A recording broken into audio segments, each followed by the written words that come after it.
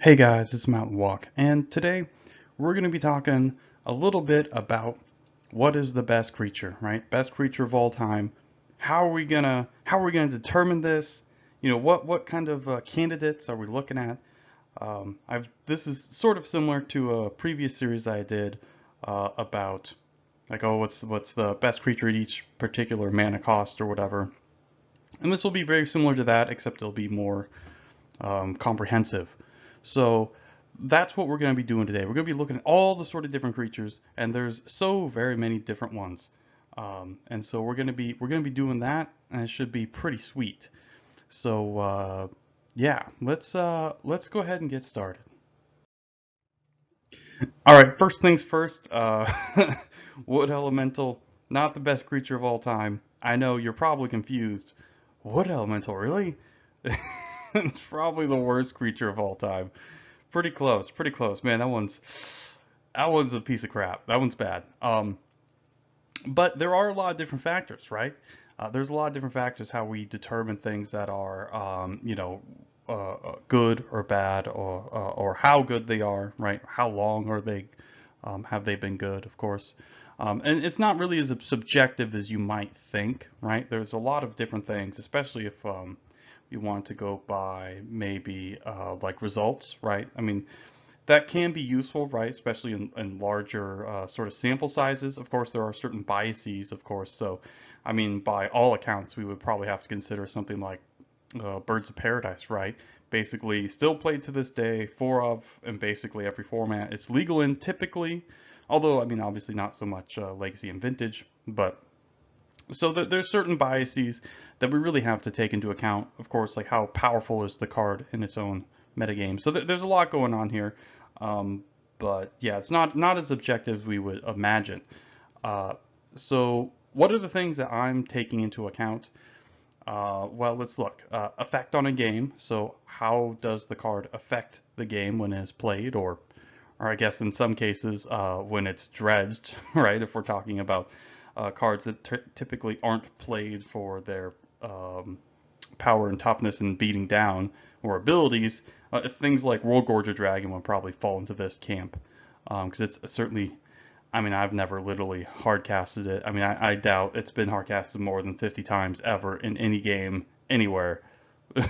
But yeah, so there's a lot of different things we can think about how it affects the game. Is it a big, small effect, that kind of thing? Effect on a metagame. How much does this particular card?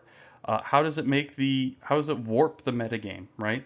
Is it like a black hole where everything revolves around it, or is it just like a drop in the pond, right? Where it's like, oh, it's just, it's something to take into account, but maybe not that big of a deal. Abilities slash rate. This is something we'll see very recently with more cards. They're kind of mind bending, but what abilities does it have? What's the rate on it? Obviously, having very powerful abilities is probably the hallmark of the best cards, the ones that are future proof, right? Because just beating down, right? Just having, your Wild Nicottle, your 1 mana 3/3. This is great 100 years ago, but that's not really going to be enough, right? Not anymore, unfortunately. So that's something to take into account. So anything with really powerful abilities is definitely pretty good. Think of something like Mother of Runes, right? And like I just mentioned, how is this card going to work in the future, right? This is obviously a lot more speculative. But for example, if we're talking about cards like, oh, well, this card's really dominant because it's difficult to answer, right? Like, oh, they just didn't print a removal spell that hits it. You'd have to go to more unorthodox choices. I mean, that's not a card that's going to be good for very long, right? Like, and we don't see stuff like that actually through time. Of course, these kind of things get pushed to the wayside. So that's something to take into account as well. How was it? How good was it in particular formats? So back in the day, of course, we only really had a couple, and they were all very seasonal. But Type 2, Extended, Type 1, Block. Block has basically been, what's the word, deprecated. So it's basically not really a format anymore, so to speak. Type 2 became, of course, standard. Type 1 is vintage. Extended more or less got replaced by modern, but also kind of by legacy in some respects. Um, yeah, so but that's a lot of the older formats. And then of course in the newer formats we have modern and pioneer and so forth. And of course, cards released in these different eras will have all sorts of different biases. Of course, like how good it is, and you know, like if our metric is, oh, this card has seen so much play everywhere all the time. Well, I mean, like if it's, you know, a really powerful card printed 20 years ago or 25 years ago, I mean, obviously it's going to see more play than a card that's just printed 2 years ago or a year ago, right? Obviously because it hasn't been around enough. And it's not like, and in that respect, it's like, well, obviously it doesn't make a lot of sense. Maybe the new card is like literally best creature of all time, but it hasn't been around for 25 years. So yeah, again, a lot of different things to take into account. Um, Number of decks it was good in. Was it just in one deck? Was it in multiple decks? Did it enable a bunch of different things, or is it just a one archetype kind of thing? And of course, very important, what's the floor and what's the ceiling on a card? So in case you're not familiar with this terminology, a floor is basically like what the base minimum, right? So if you have like, you know, 1 mana 1/1 or whatever with some sweet ability, like the lowest level, just it's a 1 mana 1/1. Not typically playable in certain formats. But if the ceiling is like, okay, like you tap this and then you win the game or something, like, I mean that's a bit of a exaggeration, a bit of hyperbole. But if we're talking about something, for example, Hermit Druid, that's basically the floor and the ceiling of that card. So yeah. So how good is it? Is it easy to make it not be good? How do these things work? So yeah, that's good stuff to know. And of course, I can't go over everything. There's a lot that I would really like to talk about, but this is probably going to be a really long video anyways. So the things like Baneslayer, Welder, Juzumjin, Blightsteel, Quirion Ranger. I mean, there's tons of really powerful cards. Although most of these have never been considered like best creatures ever. I don't think Juzam ever was off the top of my head, but that was a little bit before my time. Um, so yeah, that's again, this is kind of a massive undertaking, but I'm going to do my best to at least get the most obvious ones, the best ones, really get the cream of the crop. Um, so yeah, let's go ahead. Let's start from the beginning. All right, so we're going to be using a sort of to define the couple different eras of Magic with BT and AT. You'll figure it out. You might have already figured it out. But I'll tell when we get to that point. I'll tell you exactly what it means. Ho ho ho! I'm dragging you in. I'm keeping you. It's a mystery box. Oh boy, mystery box. Oh boy, them doing mystery box storytelling. I'm J.J. Abrams. I'm a fucking hack. All right. Anyways, let's start with Alpha, Beta, Unlimited. What do we have here? Some of the best creatures from back in the day.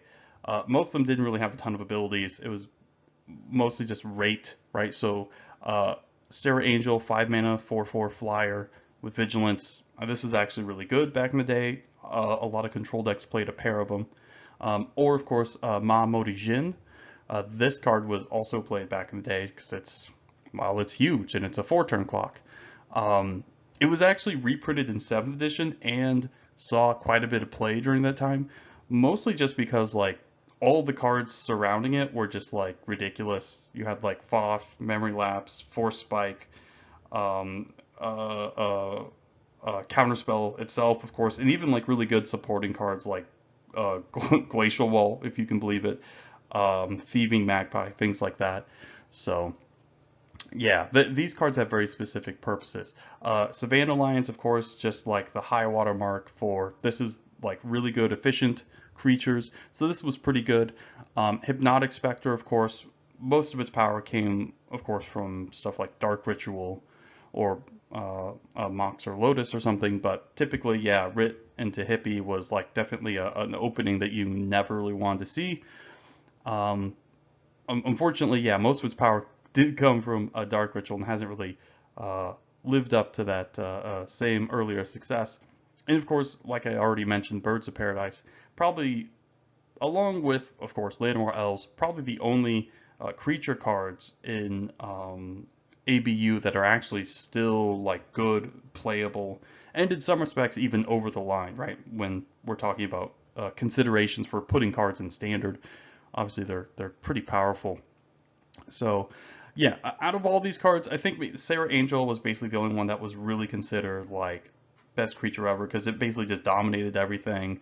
It was hard to deal with because obviously your opponent would just counter it or whatever. Um, and of course, it could be on attack and defense. So Sarah Angel was like, if you can believe it, Sarah Angel was kind of like this is the best thing to do, you know. So let's keep going. Let's go through a couple more years. All right. So now we're getting into more interesting stuff, right? Not just like really vanilla stuff. I mean, of course, obviously Curd Ape is just vanilla, um, but it was obviously very good with, of course, dual lands. Very good there. Knight of Stronghold. This card was very strong. I mean, even today, like when you look at this card, it's like it's not bad. 2 mana, 2/1 pro white with 2 solid abilities. This is actually really sweet back in the day because, well, it dodged plow. It couldn't be blocked by any of the like White Knight and things like that. Of course, there's also the white versions of these. Um, and of course, Wildfire Emissary. Why was this card really good? It was, of course, never considered like best creature ever, but because it had 4 toughness as well as protection from white, meaning it dodged bolt, as well as dodging Swords to Plowshares, and of course you can pump it. So that was really sweet. So Wildfire Emissary was actually pretty good back in the day, in like the 90, 96 sort of era of this early sort of Magic. Obviously, it's a pretty solid blocker. Um, but of course, things really start to change a little bit during Tempest block, where we start getting a lot of really powerful cards. Of course, things like Mog Fanatic and Jackal Pup. Um, of course, you might think today, oh, how is that really powerful? But again, you have to understand the relationship between spells and creatures back in the day were obviously inverted, where the spells were much better and the creatures were not so much. But Tempest block and Saga block really started to change that up, even in Mirage block too, I should say. But Crystalline Sliver is a really good one because this is one of the first really good examples of really powerful tribal cards. Tribal stuff just isn't very good typically, like back in the day. I mean, most of the Goblin decks were memes, or even though that they had like, you know, Goblin King and stuff, and Goblin Grenade and things like that.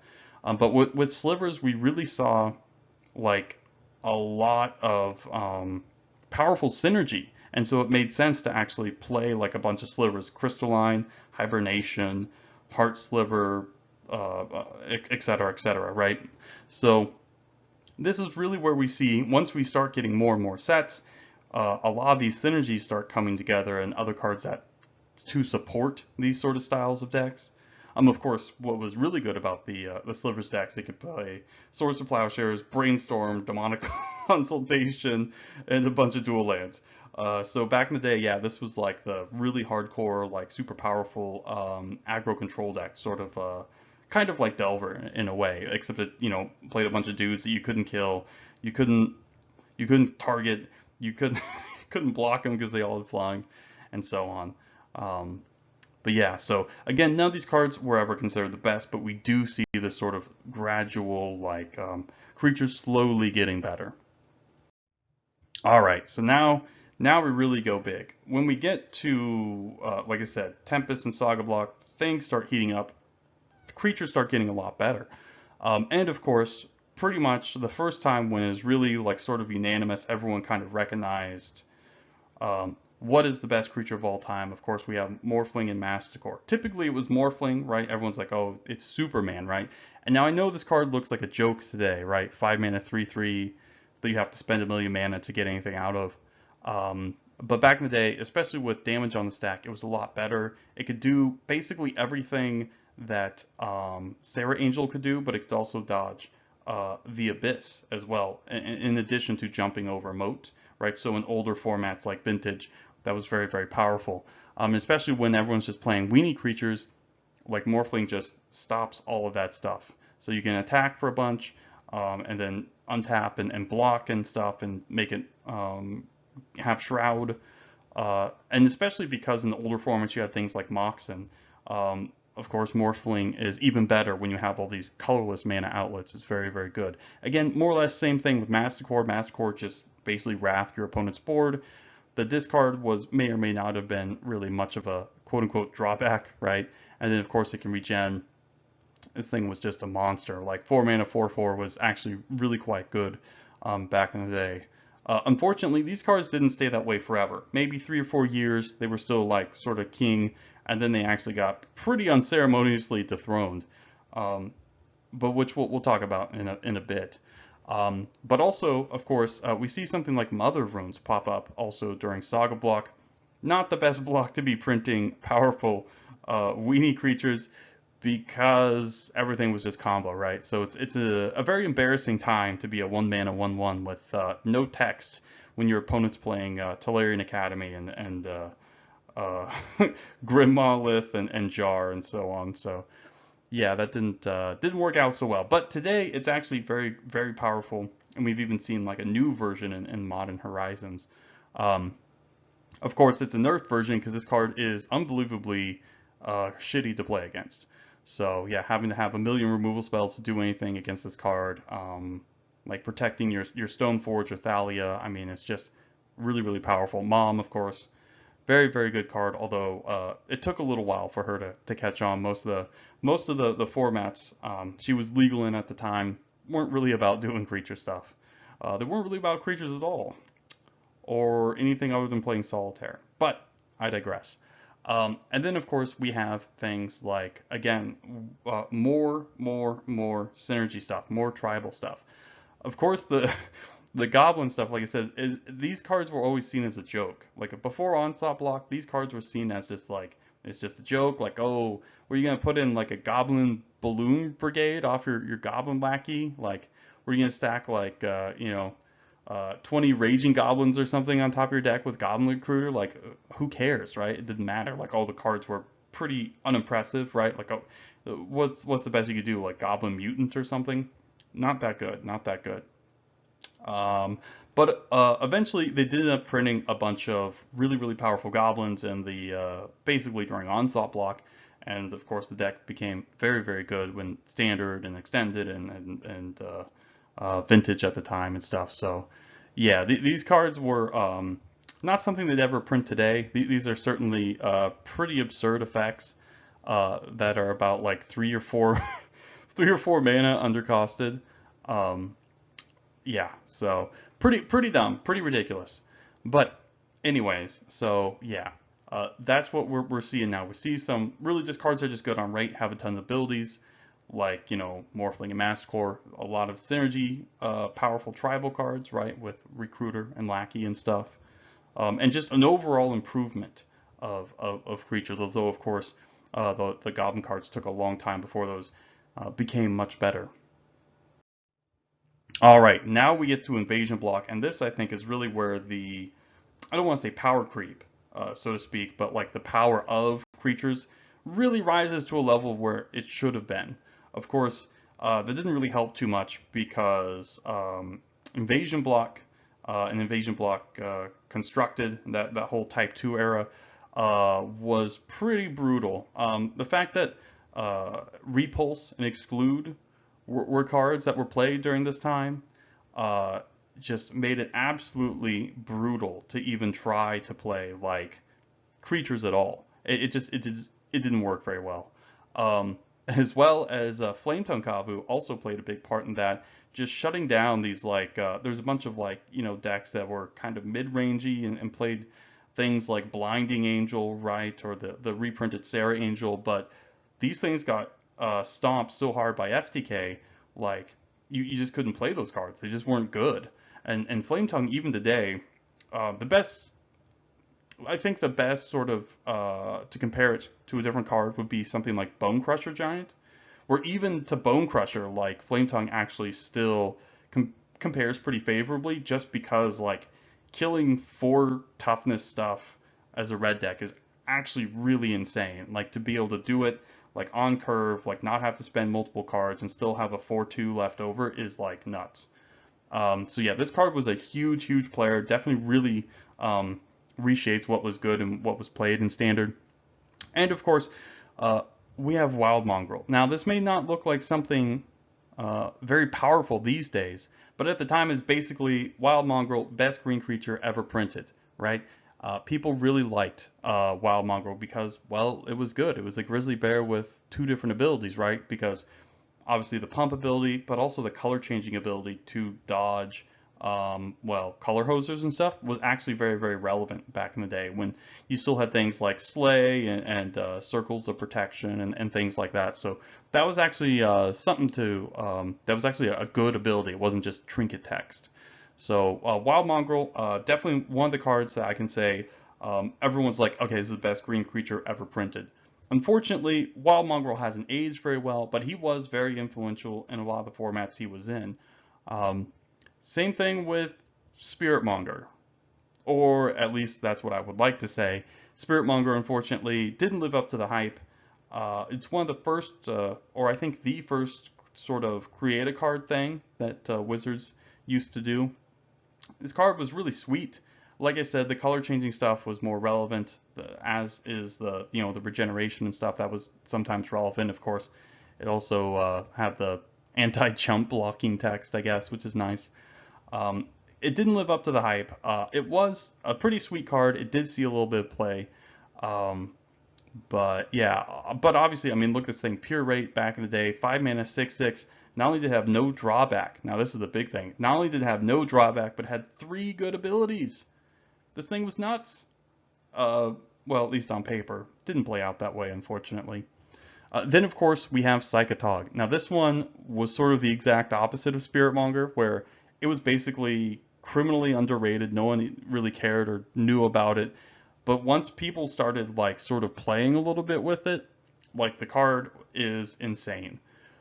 Basically, you can one-shot someone with this pretty easily because in the formats it was legal in, it just had tons and tons and tons and tons of card drawing and counter magic. So you could just kind of play this Drago game, except like you would just sometimes just play a Psychotog and then kill them, or play an Upheaval in the Psychotog and then kill them. Um, yeah, I mean the Psychotog was very very powerful at its time. Very unassuming though. Definitely one of those cards that's very underrated. Very underrated. But yeah, let's keep going. All right. Now we are at AT. What does that mean? BT, AT, before Tarmogoyf, after Tarmogoyf. Why would I use this sort of made up thing? I just made this up. Why would I just do that? The sort of naming kind of convention to sort of separate these two periods of time? Because I think Tarmogoyf was more or less the last creature where people would say that it was kind of universally agreed upon, and its sort of results and everything else spoke for itself, that it was like the best creature of all time, right? Just because you could play it in any sort of deck, it was easy to splash, and you didn't really have to commit to anything. You just sort of played a normal game of Magic, and you got this 2 mana, like 3/4, 4/5, or whatever. So yeah, this is actually really really good. Um, and I think what ended up happening later is that like all these other cards, for example, a lot of these other cards on this list right now that we're looking at are good, but they were good in just only like one different deck, whereas Tarmogoyf was very ubiquitous, very ubiquitous. And I think this is the point where things sort of start changing a little bit. Tarmogoyf is, I think, the last time where it's like, okay, we can. This is a creature everyone can point to, like this was the best creature of all time. It hasn't aged super duper well, mostly because again, other creatures get or other colors getting better creatures really help them along. For example, things like red or whatever, black, getting better, more serviceable creatures has diminished Tarmogoyf's stock, but it's still a very, very, very good creature. Definitely one you could say the best ever. Is it the best ever? We'll get to that. All right, we got Eternal Witness. This is a grid player in, well, basically a lot of formats it was played in. It still sees a little play now in Modern, and a little bit in Legacy, I think, like in Nick Fit. But it's also like probably the most played creature in Commander, and that of course isn't nothing, I should say. Definitely a wonderful card, very powerful, but obviously not it's not broken, of course, by any stretch of the imagination. Obviously, Ravager is a little bit a little bit more powerful. Again, it only saw play in one deck, but unfortunately, that deck broke basically every format it was in. Of course, Affinity during Block, and then Standard, and then also Extended, and then like also in older formats too. Got a bunch of different stuff banned. Ravager still sees a bunch of play in basically every format now. It's still legal in. It was very good in the Hardened Scales decks and the Affinity decks and Modern. And of course, it sees play now in Legacy where it really didn't beforehand. And of course, Ravager is very good in the Workshop or the Ravager Workshop decks because when you have a bunch of random stupid artifacts that are sitting around not doing anything, you can have a big boy. So that's always good.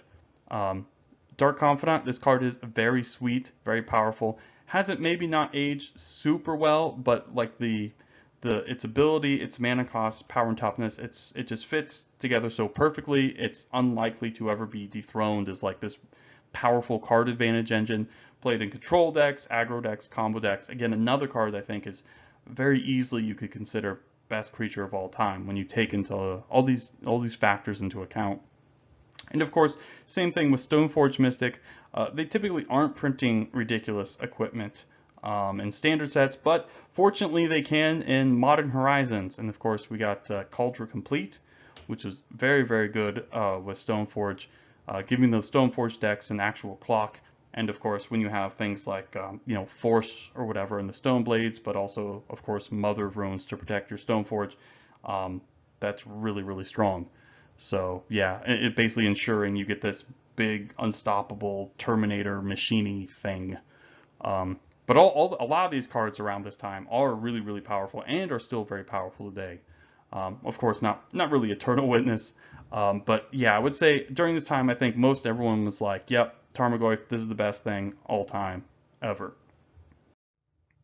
All right, now we have some more cards that are very, very powerful, but only again fit into specific archetypes. Something like Mentor, which was a pretty good card, but it didn't really break out like in standard, I think, but it was mostly its performances like in Legacy and Vintage in the ongoing years of like Countertop Miracles, or of course the Mentor decks in Vintage, like they played Gush and Moxen, and you have like a million, billion, zillion monks. Create your own Shaolin monastery on a stick. So that was really sweet. It was enough to get the card restricted, although, I mean, you could, yeah, I mean, this is just like basically one of the best payoffs for just playing a bunch of spells because it makes you tons of little dudes, and then the dudes also have prowess for some reason, which is pretty insane. So yeah, this card is really, really good. I mean, the only bad thing you say about it is the fact that it is white, whereas white is not a particularly super great color in Vintage. But yeah, Mentor very, very good in older formats. Didn't really do a ton in newer formats. Goblin Guide and Swift Spear, of course, were well actually good in their standard formats as well as in older formats and still played today. These are basically top tier red threats, and the prowess decks or burn or whatever. Not much more to say about them. They're pretty obvious. They're unlikely to be dethroned because just got good abilities that just helps them do a bunch of damage. And of course, Thalia, probably one of the reasons why white is even playable for the most part, like in older formats, just because it helps you interact against like the unfair decks, the combo decks, the blue decks that are spamming cantrips or whatever. Yeah, Thalia is very, very good there. Definitely one of the best white creatures ever printed. You can make an argument for it. Thalia, very good there, quite good. All right, now we get to like the Innistrad RTR era and like the wheels fall off. Things get a little crazy. We get stuff like Gristlebrand and Emrakul, which are like the best things. Like if we're looking just to cheat stuff in, yeah, that's you really can't get rid better than Emrakul or Gristlebrand. Obviously, sometimes there's stuff like Iona or Elish Norn, but these are sort of niche things. Typically, you'll be slamming your Gristlebrand or your Emrakul into play, and then just your opponent basically just loses. I mean, obviously, in older formats, you have Karakas. Karakas obviously interacts pretty well with these cards, but These are basically unsurpassed when it comes to just pure power, toughness, abilities, effect on a game. I mean, they're unbelievable. These cards are just completely ridiculous. And I hope we never see cards that are actually can top those in any way, at least like for cheating fatties out. I mean, I don't know how do you get better than like Emrakul or Gristlebrand? Like, you win the game immediately? I mean, that's, ugh, yeah. So yeah, those cards are pretty stupid. I always had fun losing to them. Very skillful. Then of course we have Snapcaster Mage. This has seen tons of play in every format. This is a candidate at least for best blue creature ever, if not best creature ever. Snapcaster, very, very good. Maybe not like ubiquitous as a Flora, but you could play a couple in some decks or play one or two or whatever. It just does a lot of good stuff. Doesn't ask anything from you. Lets you use your graveyard, but without being completely reliant upon it. So it doesn't really make you vulnerable to graveyard hate. So yeah, Snapcaster, definitely a banger. And of course, Delver. Delver, pretty strong, pretty powerful, but it is just a beater. It hasn't seen a ton of success in all formats. I mean, it's mostly just played in Legacy at the moment. But even now, it's starting to show its age a little bit. It just attacks. That's it. So it's still very, very good. It's still very, very powerful, but I think it's like a lot worse than we're talking about Snapcaster on a lot of these different metrics. And of course, Deathrise Shaman, another one where you could say best creature of all time. This one was very, very good. Obviously, though, it's really just piggybacking off cantrips and fetch lands. Because without them, the card just doesn't do anything. So, I mean, look at what the card did in Standard, which was nothing. Look what it does in Pioneer, which is basically nothing. I mean, it's seen a little bit of play in some of like the mill decks or whatever, like the self mill kind of thing, but yeah, not that good. Yeah, so Deathrite, very good in older formats, but it wasn't really. It's mostly just because these other cards. I mean, obviously that's how cards are good, right? Because they work well with other cards, right? So there's a certain amount of like synergy and stuff that's required because we can't judge this stuff in a vacuum. But Deathrite's a little overrated, just in these conversations because it just didn't do anything like in Standard or whatever. So. Um, and of course, like it is very, very good, very, very powerful in older formats. It's obviously still very good in like the bug fish deck and vintage, obviously banned in modern and legacy. So yeah, this one's definitely an all-time great. Um, but I'm not sure I would say it's like the best creature of all time. All right, now we have the Titans. These cards are kind of ridiculous. All five Titans. Well, okay, four Titans and a true name. But it's surprising how well these cards have held up in like, what has it been, like 10 years now? Um, More than that? I mean, these things have seen play in every format all over the place. Even in Vintage, you'll have stuff like Inferno Titan or Sun Titan or whatever. Primeval Titan saw play basically in every format, I think, except Vintage. Grave Titan saw less play, but still very, very good. Um, yeah, these things are just unbelievable. Like Primeval Titan somehow keeps getting better and starts taking the jobs of the other guys. Like, okay, you have Valakut, so you can do the Inferno Titan stuff. Okay, now you have Field of the Dead, so you can be Grave Titan too. Yeah, Prime Time is definitely the best of the bunch. Just does everything, even Band and Commander. Yeah, this thing is pretty awesome. These cards are really awesome, have held up very, very well. I mean, you can't really get much better if you're paying 6 mana for a creature. Things are great. Of course, True Name only available in Legacy and Vintage. I mean, no one really plays in Commander because it doesn't make sense to play there. Definitely very good, but it's obviously just a trained Armadon versus like decks that just don't care about creatures on board, which is not really where you want to be, as well as its weakness to Plague Engineer. But it is a good card. It is worth mentioning. But yeah, I mean, definitely from this time period, the Titans are, I mean, banger, all-time banger. Good stuff there. All right, now we get to today, and everything goes to shit, of course. Why? Because let's just give everything a million abilities, make it way overrate, make it do everything. I mean, what more do I need to say about these things? Companion, stupid, stupid, stupid ability, like really brain dead, retarded, not good. So yeah, I can't believe they made that. That's stupid. Um, Uro, obviously very, very powerful, banned in a couple formats. Very good in Legacy still. Omnath, again, another head scratcher. How does this work? And then, of course, Ragavan. At least Ragavan was printed in a direct to modern set, so at least that's like fine, as well as it just being really easy to remove. Blanked by Caracas, blanked by one toughness, one power creatures. I mean, like, it's really good, but the floor is just like obviously super low. And it still gets hit by like whatever stupid creature hate, like Blazing Volley or Pyroclasm or whatever. So, but obviously, like the card when it does its thing is very, very good. Yeah, I mean, what more do we need to say about Omnath and Uro, or any of the companions? Lurrus, of course, is especially egregious because it's like it's only your permanents that can't cost more than 2, so you can still run Force of Will and things like Cryptic Command, and just all sorts of other stuff, big spells or whatever. But yeah, I mean, I don't.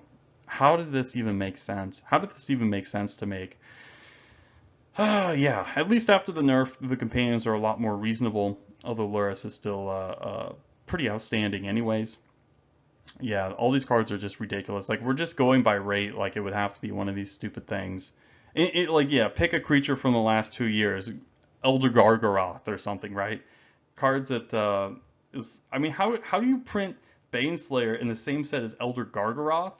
Like, how is that? How in what world does that make sense? You just want the green card to clown on the white one? I mean, anyways, yeah, Gargaroth should probably be on this list too, just because it hasn't seen as much success, mostly because it was overshadowed by Uro, but whatever.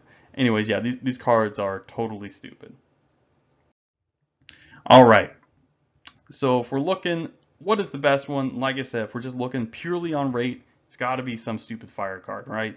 I mean, typically, they just have a million abilities and cost a reasonable amount of mana. You could probably choose something like DRS, right? Um, yeah, that one's a pretty good one too.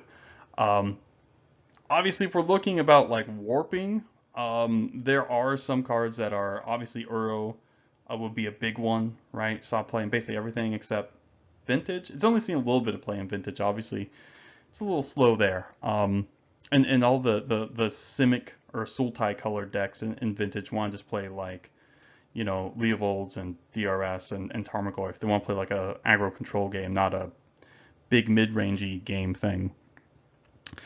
And then of course we got taken what was good historically, right? Um, Again, like I said, yeah, this does bias older cards, obviously because they're the ones that have been around longer, right? So yeah. All right, so here's ones that you could all say like these were all like in certain ways, certain places, certain times you could make a pretty good argument for any of these cards, right? They're really good. Um, the reason I would say not all of these are the best of all time is because I think there's actually a card that fulfills actually all of the criteria that I have. And of course, that's mostly because it's kind of a perfect storm, but that's sort of what you would expect for the best creature of all time to sort of all these things kind of coming together. Um, but I would say you can probably choose one of these guys, or a couple other different ones, depending on what you're measuring on any particular day, right? So who is the best creature of all time? What is it? Who do we know?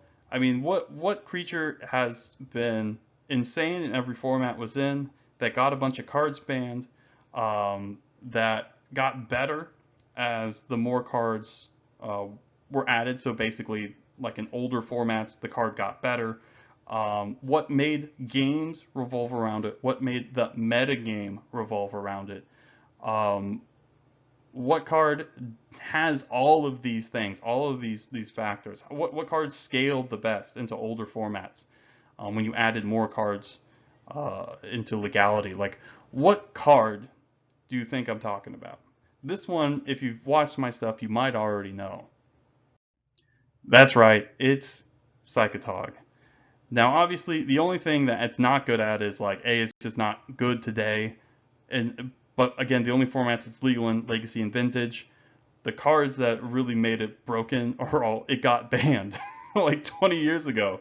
So when we're talking about stuff like Gush, right, that's a really big one in the Groatog decks. Of course, a lot of the other cards just aren't even legal in Legacy, like Fastbond, Yawgmoth's Will, Moxen, so on and so forth. Ancestral Time Walk. I mean, obviously, like how insane is Psychotog with Time Walk? Um, yeah, you don't even have to let them untap or whatever. You know, just Tog, Time Walk, kill you. Of course, again, even something like Berserk. So when we look at the beginning of Psychotog's reign of terror, I mean, basically, uh, we see it just basically being the best deck in Standard. Being very, very good in Extended. We have all sorts of things like the Intuition AK engine that fuel Tog, and all sorts of other good stuff. And then, of course, in Legacy and Vintage, that's when it really popped off. Like I said, the Fast Bond plus Gush engine, being able to produce a bunch of mana and draw a bunch of cards, and every Gush is plus 6.5 damage. I mean, just being an insane Yawgmoth's Will deck, just being able to be like really the only true aggro combo control deck, the Groatog deck, where you could play like a control role with Tog and just counter magic and drawing cards and stuff, play an aggro role with just beating down with Dryads, or playing a combo role by just being like cast a bunch of stuff, Tog, Time Walk, Berserk, kill you. Like, yeah. So it can basically do anything. It had access to tons of different stuff. It had a pile of tutors.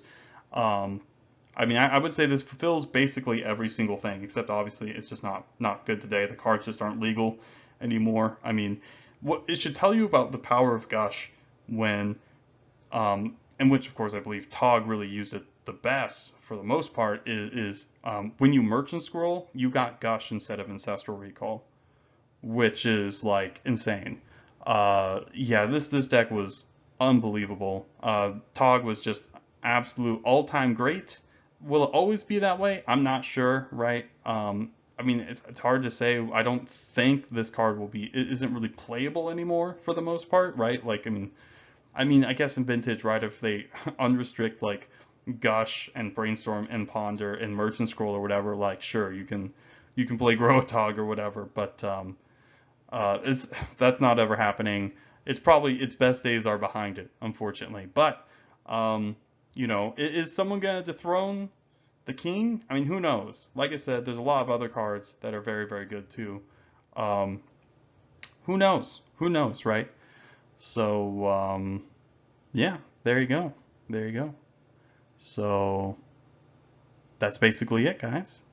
So thanks for stopping by. I hope you enjoyed this, and have a nice day.